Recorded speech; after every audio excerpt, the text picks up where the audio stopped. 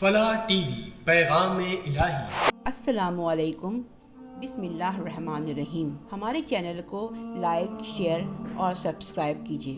تمام ائمہ اطہار علیہ السلام کی امہات اکرام جو تمام نجاستوں سے، آلودگی سے پاک و پاکیزہ ہیں، جنہوں نے اپنی زندگی کے کسی پہلو میں کفر کا تصور نہیں ہونے دیا، ان مقدس ماؤں کی گودوں میں تمام ائمہ اور ان کی اولادوں نے پرورش پائی اور ظلمتوں کی تاریکی کو ختم کر کے روشنی کی بلندی تک پہنچایا۔ انہی پاکیزہ مقدرات میں سے امام حسین علیہ السلام کی زوجہ جناب شہربانو ہیں۔ آپ نہایت پاک و پاکیزہ، پاک دامن، با عصمت خاتون ہیں اور امام سجاد کی والدہ گرامی ہیں، اور انہی سے ائمہ اطہار کا سلسلہ چلا۔ حضرت شہربانو ساسانی خاندان کی اور آخری بادشاہ یزدگرد بن شہریار کی بیٹی ہیں۔ حضرت شہربانو نے شاہی خاندان میں آنکھ کھولی اور سن بلوغیت کے آغاز تک اپنے خاندان کے ساتھ زندگی گزاری۔ آپ کے 2 بھائی اور 2 بہنیں تھیں۔ بھائیوں کے نام بہرام اور فیروز تھے اور بہنیں کیان بانو اور مروارید تھے۔ ویسے حضرت علی نے جناب شہربانو کے کئی نام رکھے جو شاہ زنان میں درج ہیں، جیسے جاشاہ، غزالہ، سلامہ، شلافہ، فاطمہ، مریم، شہرناز، حرار، شہربانو۔ جناب شہربانو سلام اللہ علیہا دیگر امہات ائمہ معصومین کی نسبت کچھ خصوصی امتیاز کی حامل ہیں۔ یہاں تک کہا جاتا ہے کہ آپ کو کچھ ایسے امتیازات بھی حاصل ہیں جو امام زمانہ کی والدہ گرامی جناب نرجس خاتون سے مخصوص ہے، یہاں تک کہ ایک معصوم بی بی کا شرف حاصل ہے اور ایک معصوم امام کی والدہ بننے کا شرف بھی حاصل ہے۔ بعض روایت میں لکھا گیا ہے کہ حضرت علی ابن ابی طالب علیہ السلام نے اپنے فرزند امام حسین علیہ السلام سے حضرت شہربانو کی طرف اشارہ کرتے ہوئے کہا تھا، اے میرے نور نظر، ان کی اچھی طرح سے دیکھ بھال کرنا اور حفاظت کرنا اور ان کے ساتھ نیک سلوک کرنا، عنقریب ہی خدا تمہارے لیے ایک بہترین خلاق فرزند کو عطا کرے گا۔ جناب شہربانو ذریت طیبہ کی ام الاوصیاء ہیں اور ذریت طیبہ میں سے جو اوصیاء ہیں ان کی ماں ہیں۔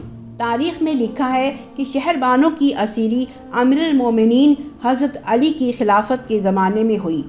شیخ مفیدی کی سند کے مطابق جو انہوں نے اپنی کتاب ارشاد میں لکھا ہے کہ حریث بن جعفر جعفی امیر المومنین کی جانب سے حکومت اسلامی کے مغربی اطراف میں گورنری پر مامور تھا۔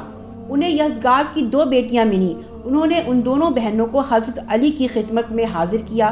جب یہ خواتین مدینہ منورہ پہنچیں تو آن حضرت نے شہربانو کو امام حسین کے عقد میں اور ان کی بہن کو حضرت محمد بن ابی بکر کے نکاح میں دیا۔ حضرت شہربانو سے امام سجاد کی ولادت ہوئی اور ان کی بہن کیان بانو سے حضرت قاسم بن محمد بن ابی بکر پیدا ہوئے۔ روایتوں میں لکھا گیا ہے کہ جب مسلمانوں نے ایران پر حملہ کیا تھا اسی دوران خراسان فتح ہو چکا تھا۔ انہی ایام میں ایک رات حضرت شہربانو علیہ السلام نے خواب میں دیکھا جس نے آپ کی زندگی میں ایک عجیب تغیر اور انقلاب پیدا کیا، گویا اس خواب نے ان کے جسم اور وجود میں ایک نئی روح پھونک دی۔ شہربانو سلام اللہ فرماتی ہیں کہ میں نے خواب میں دیکھا کہ حضور اکرم صلی اللہ علیہ وآلہ وسلم اور امام حسین ہمارے گھر میں تشریف لائے ہیں اور ہمارے پاس بیٹھے ہیں۔